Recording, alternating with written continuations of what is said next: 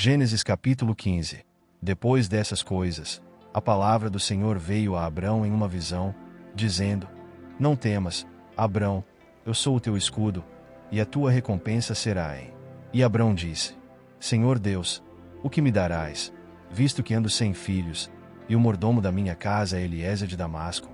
E Abrão disse: Eis que não me deste semente, e eis que um nascido na minha casa é minha ela. E eis que a palavra do Senhor veio a ele, dizendo: Este não será teus herdeiros, mas o que sairá de tuas próprias entranhas será teus herdeiros.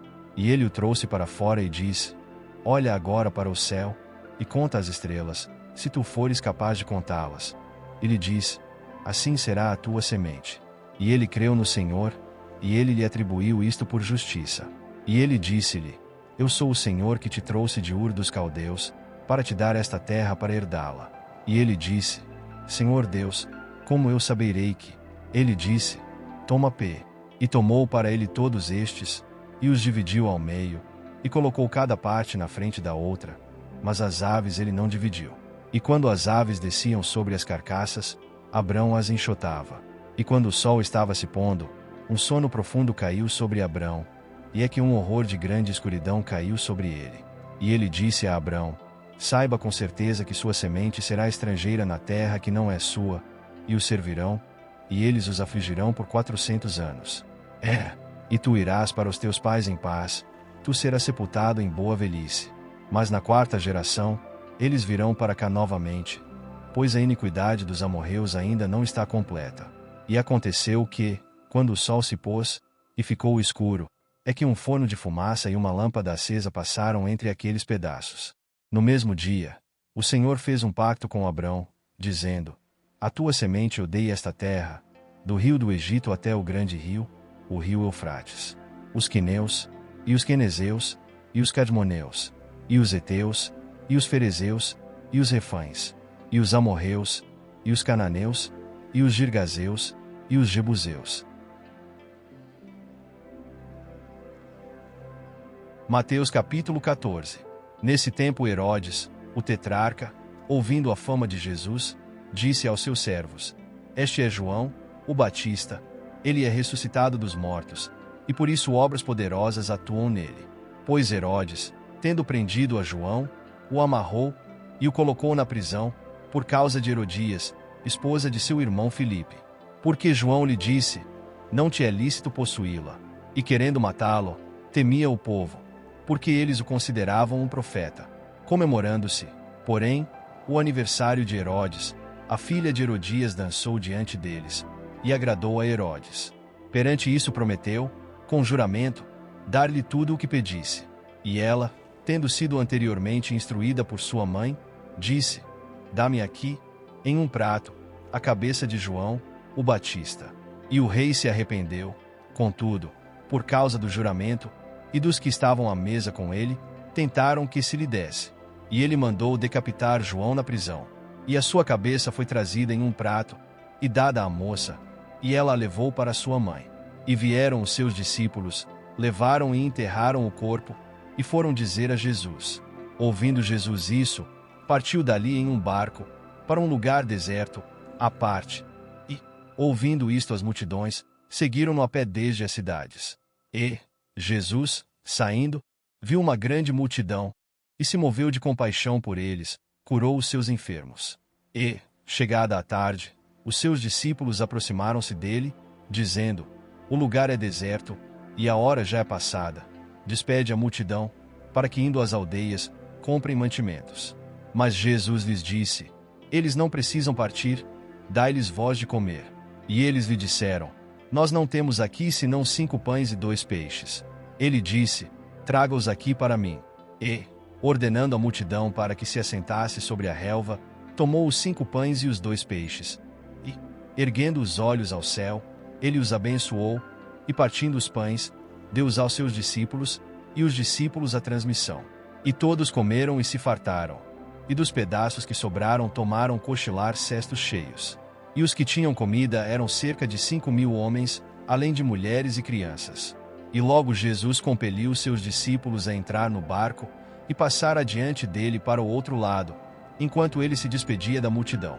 E, Despedida a multidão, ele se levantou para o monte, para orar à parte. E vindo a noite, ele estava sozinho. O barco, porém, já estava no meio do mar, agitado pelas ondas, porque o vento era contrário. Mas, na quarta vigília da noite, Jesus foi até eles, andando sobre o mar. E quando os discípulos o viram andando sobre o mar, eles perturbaram-se, dizendo: é um espírito, e gritei de medo. Mas imediatamente Jesus falou com eles, dizendo: tende bom ânimo, sou eu, não temas. E Pedro respondeu e disse: Senhor, se és tu, manda-me ir ter contigo sobre as águas. E ele disse: vem. E Pedro, descendo do barco, andou sobre as águas para ir até Jesus. Mas ele viu que o vento era forte, teve medo e, começando a submergir, clamou, dizendo: Senhor, salva-me. E imediatamente Jesus, estendendo a sua mão, segurou-o e disse-lhe: ó pequena fé, por que tu duvidaste? E quando eles entraram no barco, o vento cessou. Então os que estavam no barco, vindo, o adoraram, dizendo: verdadeiramente tu és o Filho de Deus. Ora, terminada a travessia, eles chegaram à terra de Genezaré. E, quando os homens daquele lugar o levaram em consideração, eles enviaram por toda aquela região ao redor, e trouxeram-lhe todos os que estavam enfermos. E pediram-lhe que ao menos eles pudessem tocar a orla do seu vestido, e todos quantos a tocavam foram feitos perfeitamente são. Neemias capítulo 4. Contudo, acontece que, quando Sambalate ouviu que nós edificávamos a muralha, ele ficou enfurecido e teve grande indignação, e zumbiu dos judeus. E ele falou diante dos seus irmãos e do exército de Samaria, e disse: o que fazem estes fracos judeus? Fortificar-se-ão? Sacrificarão? Acabarão eles em um dia. Reavivarão as pedras dos montes de entulho que estão queimadas. Ora, Tobias, o amonita, estava junto com ele, e disse: mesmo que eles edifiquem, se uma raposa subir, ela porá abaixo de sua muralha de pedra. Ouve, ó nosso Deus, porque somos desprezados, e torna o opróbrio sobre as suas próprias cabeças, e entrega-os por presa na terra do cativeiro. E não cobre a sua iniquidade, e que o seu pecado não seja apagado diante de ti, porquanto eles têm te provocado a ira diante dos edificadores. Assim, edificaremos a muralha, e toda a muralha se completou até a metade, porque o povo tinha mente para o trabalho. Porém, acontece que, quando Sambalate e Tobias, e os árabes, e os amonitas, e os asdoditas, ouviram que as muralhas de Jerusalém eram erigidas, e que as fendas começaram a ser fechadas, eles então ficaram muito enfurecidos. E todos juntos conspiraram para vir e lutar contra Jerusalém, e os impediram. Todavia, nós fizemos a nossa oração ao nosso Deus, e posicionamos uma guarda contra eles, dia e noite, por sua causa. E Judá disse: já desfaleceram as forças dos acarretadores, e há muito entulho, de modo que não somos capazes de construir uma muralha. E os nossos adversários disseram: eles não saberão, nem verão, até que entremos no seu meio, e os matemos, e façamos cessar a obra.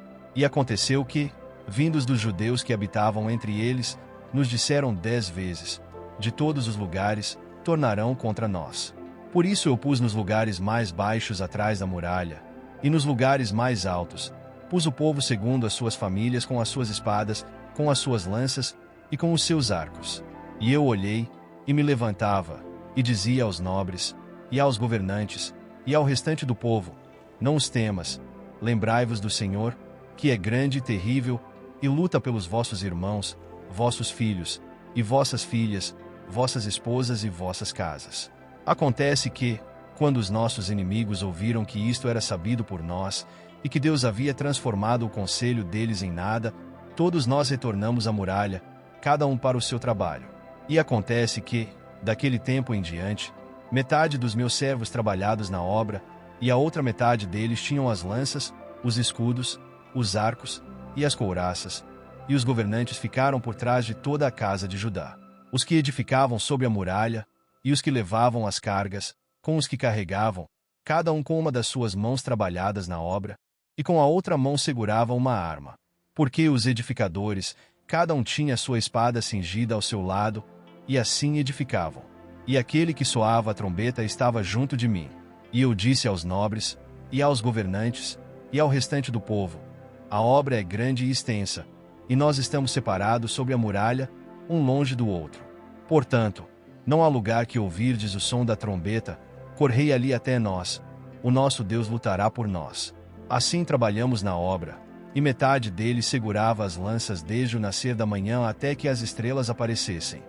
De modo semelhante, naquele tempo, eu disse ao povo, que cada um com o seu servo se aloje na parte interna de Jerusalém, para que à noite eles possam ser uma guarda para nós e trabalhem de dia.